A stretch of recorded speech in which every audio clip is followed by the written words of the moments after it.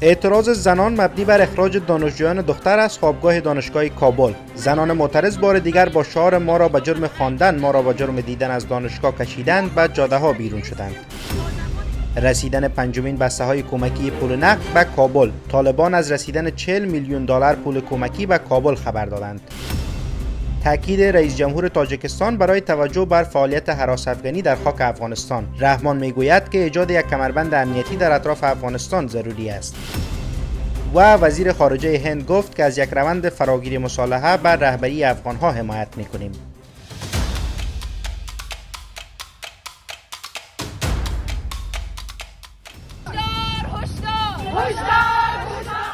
سلام و وقتتان بخیر. به خبرهای ساعت 10 از آموج نیوز خوش آمدید. شمار از زنان در اعتراض به اخراج دانشجویان دختر از خوابگاه دانشگاه کابل راهپیمایی کردند. ده‌ها تن از معترضان زن روز سه‌شنبه 26 میزان با گرد آمدن در مقابل درب ورودی دانشگاه کابل در اعتراض به اخراج دانشجویان دختر از خوابگاه این دانشگاه دست به راهپیمایی زدند. معترضان شعارهای هشدار هشدار، جهان فراموشکار، ما را به جرم خواندن، ما را به جرم دیدن از دانشگاه کشیدند، ما جنازه بر دوش جهان نشسته خاموش و نسل‌کشی جنایت از خاموشی خیانت از سر می‌دادند. زنان معترض خواستار توقف اخراج دانشجویان دختر از خوابگاه دانشگاه کابل شدند. معترضان همچنین با صدور قطعنامه خواستار بازگشایی درب مکاتب بر روی دختران بالاتر از صنف ششم و توقف حملات انتحاری هدفمند و سیستماتیک بر نهادهای آموزشی و مذهبی شدند. منابع از میان معترضان میگویند که قرار بود راهپیمایی آنان از مقابل دانشگاه کابل تا وزارت تحصیلات عالی ادامه یابد، اما طالبان به این بهانه که نمی‌توانند امنیت معترضان را تامین کنند مانع راهپیمایی شدند. گفتنی است که به دنبال اعتراض دانشجویان دختر در دانشگاه کابل به حمله بر مرکز آموزشی کاج، مسئولان این دانشگاه ده‌ها دختر را از خوابگاه اخراج کردند.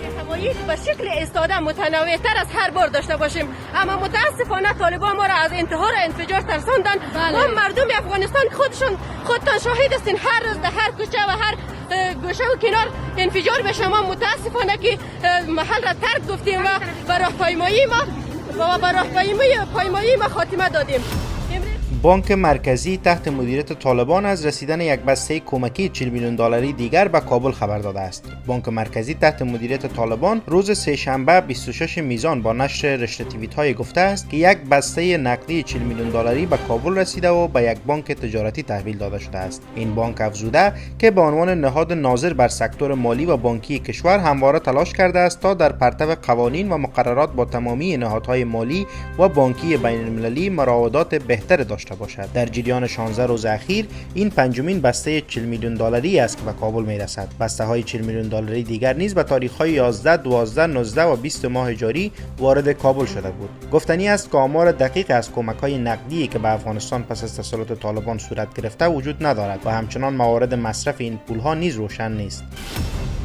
رئیس جمهور تاجیکستان تاکید کرده که به منظور پیشگیری از خطرات ایجاد یک کمربند امنیتی در اطراف افغانستان ضروری است. امام علی رحمان میگوید تروریست ها همچنان در تلاش عبور از مرزها هستند. او پیشتر گفته بود در افغانستان ده‌ها هزار مجاهد و انتحاری آموزش می‌بینند و گفته وی تروریست ها هم از خاور میانه به افغانستان منتقل می‌شوند و فعالیت گروه‌های تروریستی در این کشور تهدید جدی برای آسیای میانه است. آقای رحمان این اظهارات را در کنفرانس همکاری بین‌المللی و منطقه‌ای امنیت و مدیریت مرزها برای مقابله با تروریسم و جلوگیری از حرکت تروریست‌ها بیان کرد. این کنفرانس امروز سه‌شنبه 26 میزان 1401 در دوشنبه پایتخت تاجیکستان برگزار شده است. امام علی رحمان در این نشست با اشاره به افغانستان تهدیدات امنیتی منطقه را جدی دانست و از گسترش افکار افراطی در بین جوانان هشدار داد. رئیس جمهور تاجیکستان گفت در برخی از مناطق جهان انواع تروریسم تبلیغ می شود و با شعارهای ایدئولوژی افراطی بر روی ذهن جوانان کار می شود. او گفته با وجود تلاش چشمگیر سازمان‌های بین‌المللی و منطقه‌ای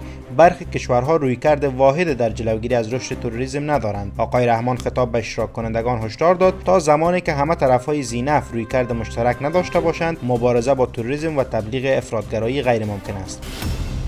وزیر خارجه هند گفته است که کشورش از یک روند فراگیر مصالحه بر رهبری، مالکیت و تحت کنترل افغانها حمایت می‌کند. جی شنکر روز دوشنبه با اشاره به وضعیت جاری در افغانستان افزود تنها افغانها باید سرنوشت خود را تعیین کنند. او تاکید کرد که کمک‌های هند به افغانستان ادامه خواهد داشت.